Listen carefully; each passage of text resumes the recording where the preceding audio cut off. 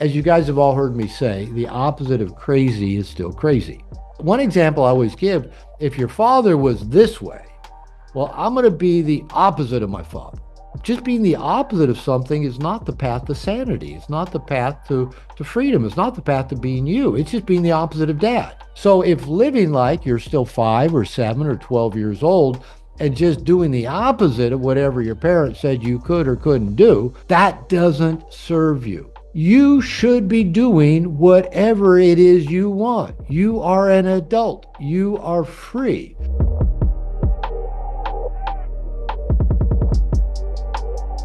We are going to continue our series of lessons on freedom. When I started this series several weeks ago, I had no idea how long it would go. I gave myself the freedom that it would go as long as it felt interesting to me.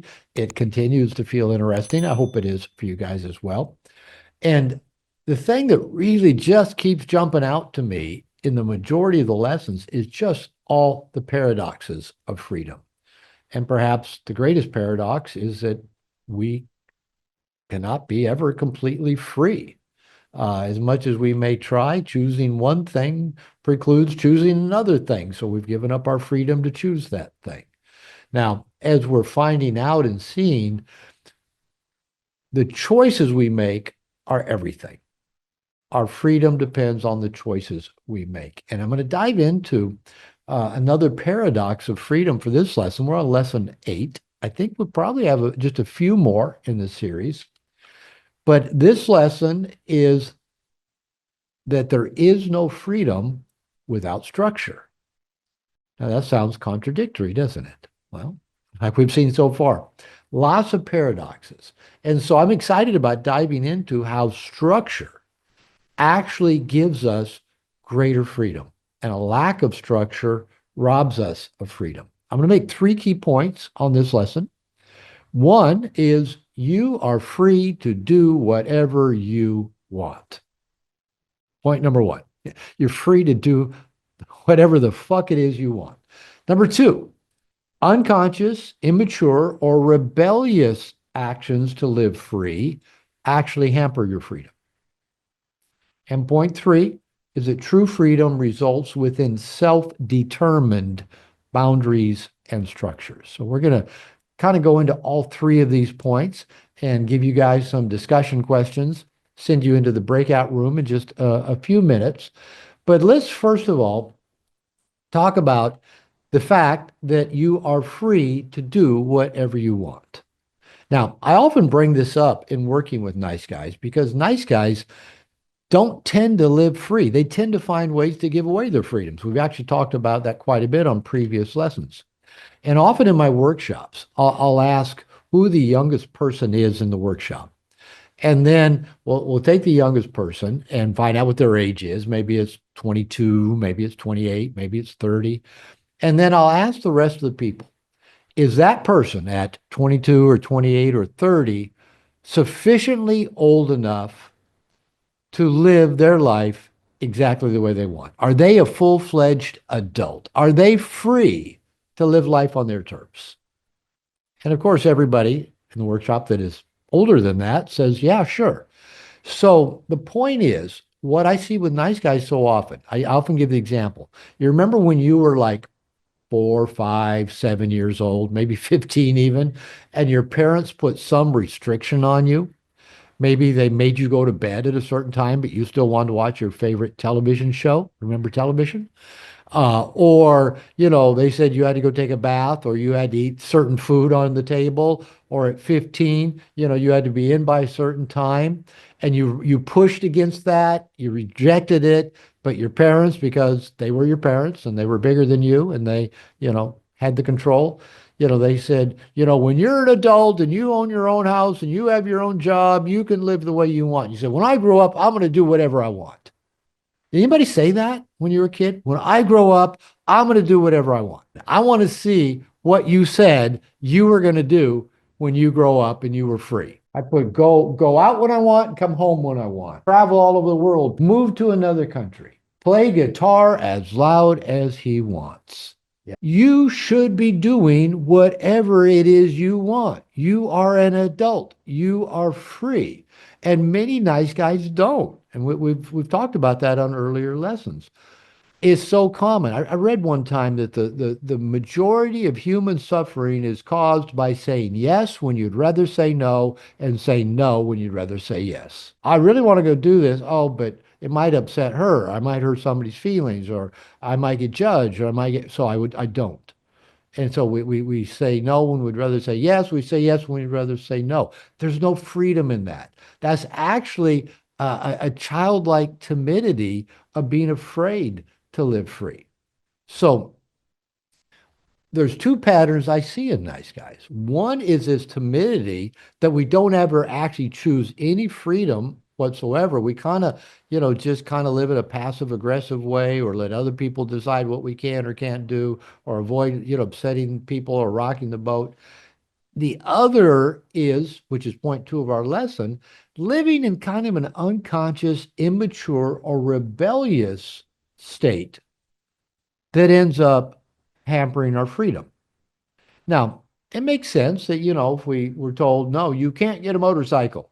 Well, first thing we did is we go get a motorcycle, right? Or you can't do this. First thing, you have to go to church. First thing we do is we quit going to church, right?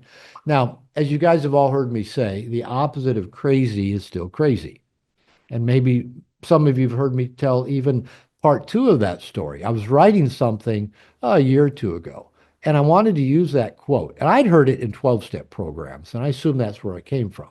So I Googled or went on, AI or whatever, and said, who said or who wrote or who said the opposite of crazy is still crazy? And Google came up with Dr. Robert Glover, the author of No More Mr. Nice Guy, said the opposite of crazy is still crazy. So I guess if you say something enough times on the internet, you get attributed to that. So I still don't know what the origin of it is. Now, people always ask me, what does that mean? What does it mean the crazy opposite of crazy is still crazy? Well, one example I always give, if your father was this way, well, I'm going to be the opposite of my father, right?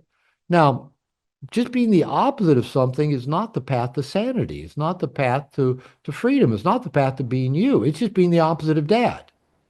And dad is still the basis that determines who and what you are. If being the opposite of dad determines who or what you are, opposite of crazy is crazy. So if living like you're still 5 or 7 or 12 years old and just doing the opposite of whatever your parents said you could or couldn't do when you were 5 or 7 or 12 years old, that doesn't serve you. So living in an oppositionally defiant, cut off your nose to spite your face, unconscious, immature, reactive way, even though it may look like I'm free. I can drink as much as I want. I can stay up as late as I want. I can watch as much TV as I want. I can eat whatever I want. I can drive my motorcycle as fast as I want. Does that really make us free? Because you are free. You can stay up as late as you want. You can spend your money in the way you want. You can eat any way you want. You can exercise or not. You can floss your teeth or not.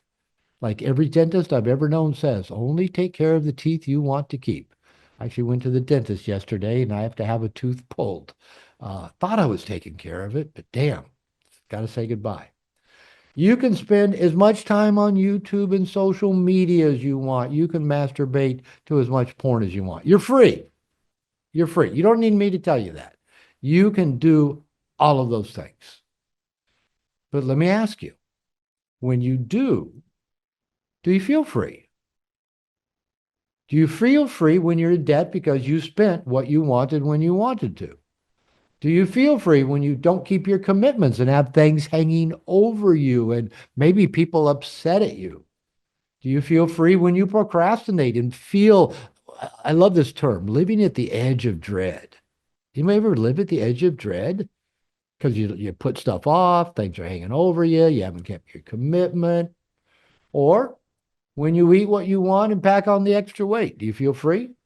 When you go to, oh, here's one. So many men I talk to. When you go to bed as late as you want and you're constantly fatigued, do you feel free? Or when you skip the gym and do what you want and you start losing muscle tone and you look like shit, does that make you feel free? Now, I'm not preaching to anybody here because I'm guilty of most of these things at some time or another, but I know the answer of how it makes you feel. What is your most impulsive or immature behavior, and what freedom does it rob you of? There's so many things, like if you're compulsive buying stuff on Amazon, I can lean a little bit that direction, but then you go, did I really need this? Was that the best use of my money? Could I have used my money in a more effective way? So anything that's compulsive, not thought out, impulsive, immature, reactive, feel good in the moment is going to rob us of our freedom. So thank you guys for, yeah, staying up late, watching sports. Yeah, staying up late. I knew that would be a common one for this group of men. It's so easy to do, right? Oh, one more thing. Oh, one more show. Or, just look at one more website or, one more. And then next thing you know, what? It's 11, midnight, 1, 2, got to get up in the morning, caffeine, get over caffeinated, then you got to drink more caffeine because the caffeine is making you crash. Yeah, we all know that drill. Okay. Point three, true freedom results within self-determined, I underlined that in my notes, self-determined boundaries and structures. I remember, I don't know if it was when I was in grad school, but I remember hearing a story. I don't know if the story is true or not. Kind of like when I was a preacher, and you told preachers stories that may or may not be true. But the story that I heard is that there was a playground at a school, and the kids had a fence around the playground, and the kids on recess would go out and they'd play all over the playground. They'd kick their balls and run and chase and kick their balls up against the fence next to this busy street and just take up the whole playground. And apparently, somebody got the bright idea that fences were too restrictive for children. It robbed them of their freedom. So somebody had the bright idea to take down this fence along the busy street next to the school. And what they noticed afterwards, like I said, I don't know if this is a true story or not, but it's a good story, is they noticed that the kids quit playing on the whole playground. They stayed more in the center. They didn't venture out to the edges anymore because now it felt dangerous without those fences to go play near the street. They didn't kick their balls out there anymore. They all played right there in the center, right? So it actually restricted their freedom by taking away that fence that gave them a sense of security. Now, I gave an example in the newsletter yesterday about, I don't know how many of you can relate to this, but going up in a really tall building, Seattle, there's a Space Needle. You can go up, go on the observation deck. I was in a hotel in Vegas. I think it's the Palms where you go up in the tower there, and there's this glass to look way down below. You know what? You get vertigo, right? You get a little, but you know what? If there wasn't a wall, there wasn't a glass partition, if there wasn't a railing, you would never get up there. Have you seen those pictures like of construction workers just walking along these girders way up above everything? And I'm going, what the fuck? I couldn't do that. I wouldn't even get up there that high. So, but if there's a wall or a railing, we can actually go up in these structures, maybe even lean against the railing and go, okay, it feels strong enough. No, I don't see any breaks in it. Nobody's fallen off this.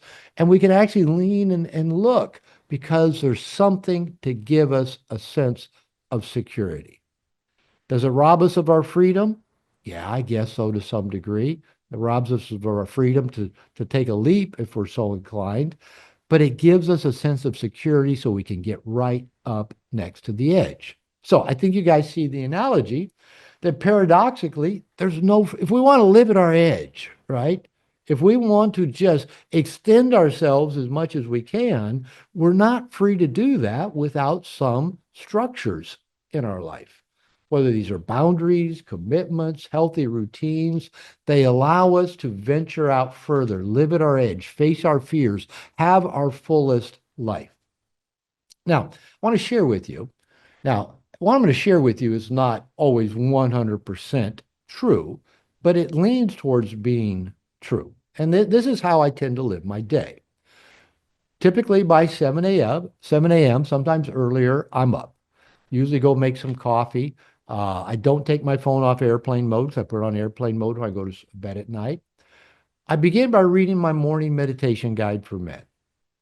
Been writing really consistently for a while now, my 3 morning pages every morning.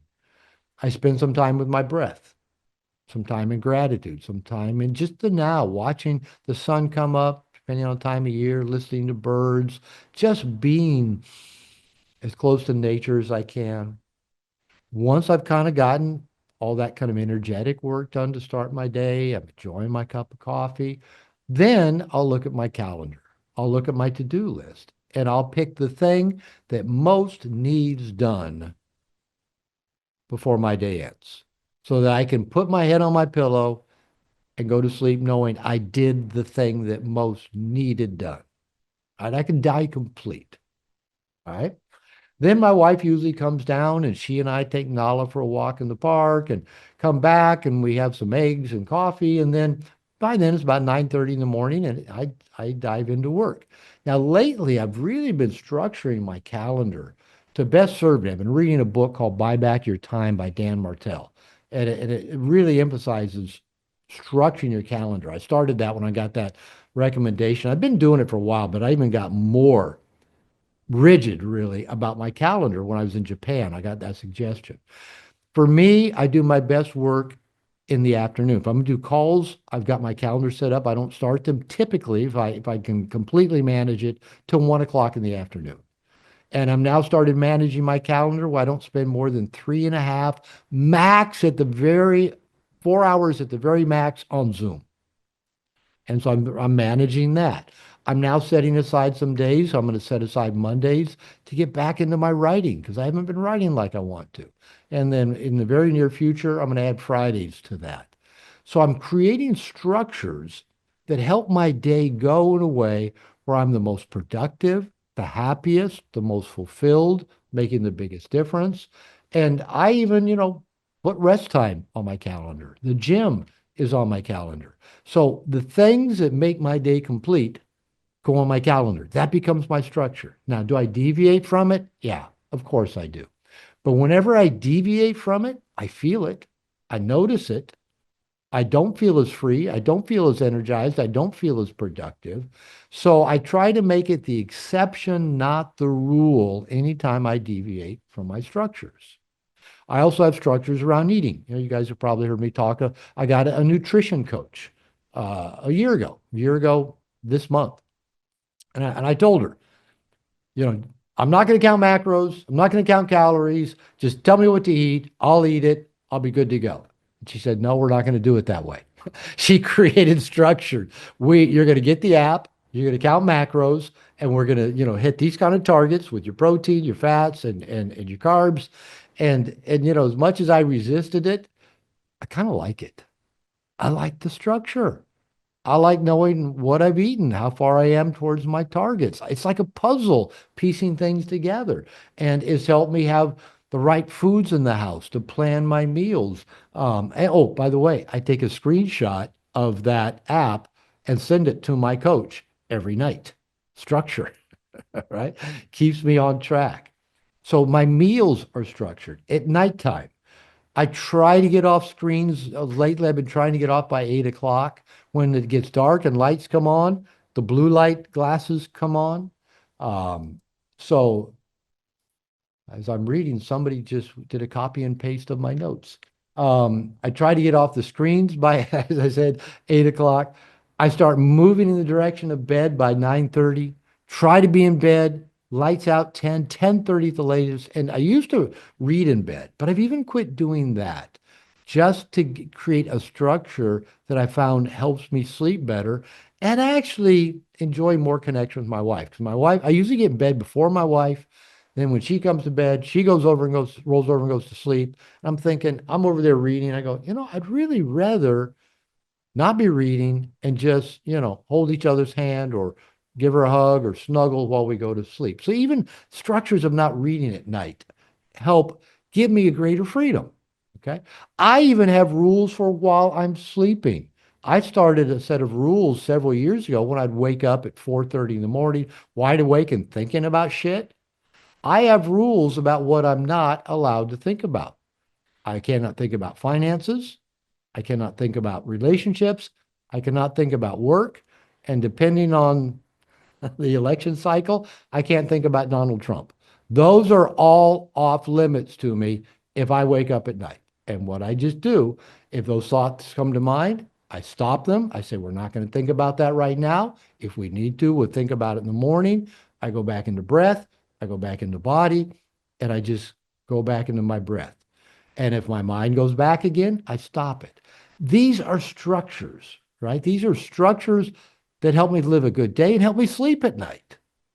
Now, when I don't have these structures, I don't get the best sleep. I'm not as productive. I'm not as energized. I'm not as healthy. So the structures open up my life, give me more freedom. I have more energy. I'm more productive. There's just my life's bigger because of the structures that sound actually kind of repressive, but they're not, right? They let me live at my edge and give me the energy and the freedom to live fully. So, creating your structures. We'll talk about this a little bit in breakout room, and we can take questions for it a little bit later. So, I'm going to suggest maybe just a couple easy things. How you start your day and how you finish your day might be two good places to start. How do you want to start your day? How do you want to end your day? Two good places to start. Another one is, how do you take care of your body? How much water do you drink? How much sleep do you get? How do you eat? Do you get to the gym? Do you walk? Do you exercise? Creating some structures for caring for your body, I think, would be really helpful. That might include structures around alcohol, structures around pornography, structures around, just anything that isn't serving your body. I'm going to give you a tool. One of the things we need to know is where our slippery slopes are. Because we may have the best structures, but if we can kind of go unconscious and slip, kind of go off our own radar, so to speak, all of a sudden here we are back to, oh, I haven't been to the gym in 3 weeks, or I haven't counted macros in a week, or, one of the best tools I found I got from 12-step programs, and they call it the 3 circles. And that is, you have an inner circle, a middle circle, and an outer circle. The middle circle is basically, we can do this two different ways. Way one is, inner circle is your drug. That is the thing you cannot do. If it's porn, if it's alcohol, if it's drugs, if it's gambling, inner circle is, you do not go there. Middle circle is the slippery slopes. These are the things you write them in there because those aren't good for you to do either. They may not be as bad as your drug, your inner circle, but they're the slippery slope to take you there. So it's better you don't have those in your life. Like you don't go to bars and hang out with your alcoholic buddies if you're not drinking. "Oh, I'm not going to drink," well, but you're in a bar with your alcoholic friends, right? The outer circle is all the pluses that you fill your life with to make your life what you want it to be. Now, you can reverse that. You can make the inner circle the thing that you are going to do, right? The thing daily you are going to get done. Middle circle would still be slippery slopes that work against you. Outer circles of stuff, if you're doing that, you're way out of integrity, right? You're off the reservation. So use the inner circle, either way you want to do it. But without some way to track, if we don't track or measure things, they don't tend to go the way we'd like, right? We got to track and measure. And I'm a big fan of support systems and accountability systems.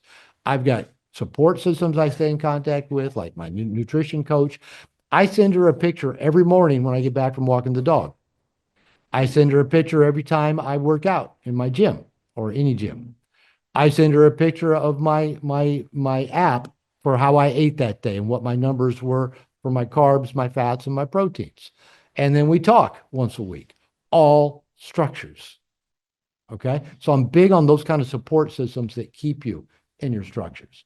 Now, for these to be really effective, for them to work, they've got to be of your choosing.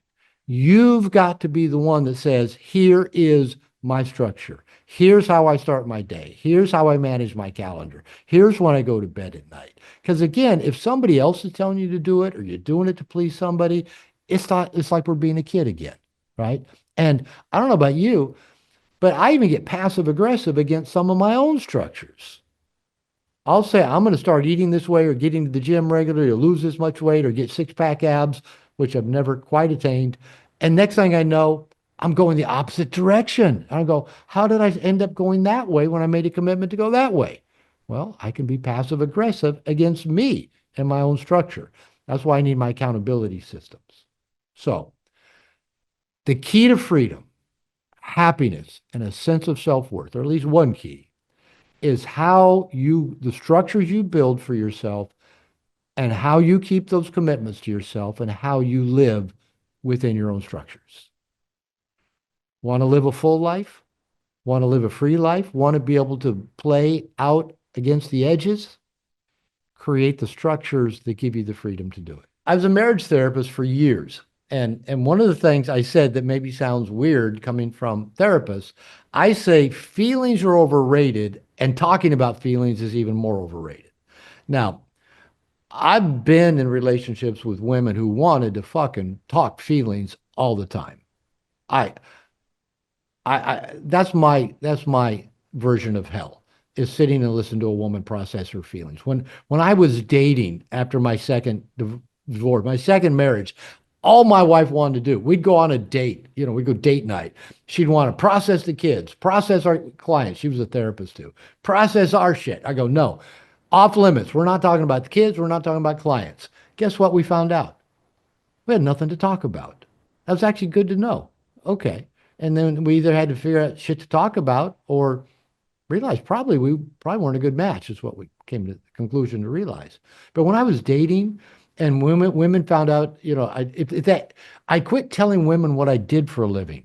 Because as soon as I told them I was a therapist, I went to dinner with one woman that just broke into tears the whole dinner talking about the death of her father. And I'm going, I'm paying for dinner to listen to this woman talk about the death of her father. So I started telling women I was a rodeo clown when they asked what I did. And then if they found out I'd written a book and then they said, do you know David Data? And I go, never heard of him. Because women that love David Data, I love David Data, but women who love David Data love to process all their feelings because they're the storm, they're the weather. And I go, fuck, I don't want that. So there's a reason why I spend more time hanging out with guys than with women because I don't want to sit and fucking process feelings all day. So to answer your question, I don't know. I don't know what you need to do with your woman's feelings, but I actually I'd put her on the clock.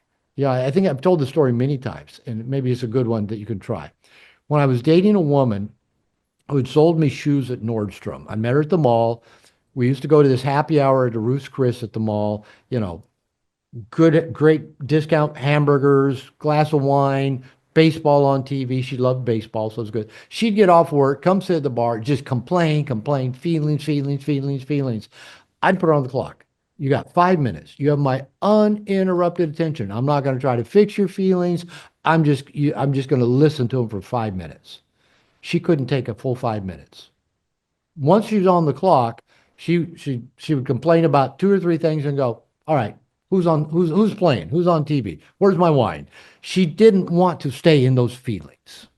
So maybe even try that. Do something where you put her on the clock, give her your undivided attention, rub her feet, whatever, and say, you got my attention, but when 5 minutes are up, we're done with feelings. Now, you may find out she wants to dwell in her feelings 24. So I don't know. You may find out, but it may be that she's just never had a container, a boundary put around her feelings so that she could be free of her feelings rather than ruled by them 24/7. And in my own work, I've had to learn to say no to people. People say, Robert, would you write a blurb for my new book that I've written? And especially if I know and like the person, I always want to say yes. And I've had to make the off limits. I won't write blurbs for people, even if I like the person, just because it always feels like it's always a lot more work than what I think it's going to be to write a blurb for somebody's book. I mean, I actually have to read part of it at least. And then, I always got my own shit to do. I don't want to be doing their shit when I got my shit to do. So I think you're on the right track. Is maybe I call it default no. Just get into a default no mode about working on other people's cars. I kind of like the way you're doing it with a little bit of finesse going, listen, I'll look at it, I'll give you an opinion, but I don't work on other people's cars. I just, love you, but won't work on your car. Probably you're not going to lose any friendships over it, but you may No. disappoint people. But I know for me, one of my biggest struggles is I don't want to disappoint anybody. And I've had to learn to deal with that. I'm still learning to deal with let people be disappointed with me. Makes me uncomfortable, makes me anxious. So we're in the same place. So you and I are going to Yeah. work together and telling people no when we don't want, you don't want to work in their car, or I don't want to write their book blurb.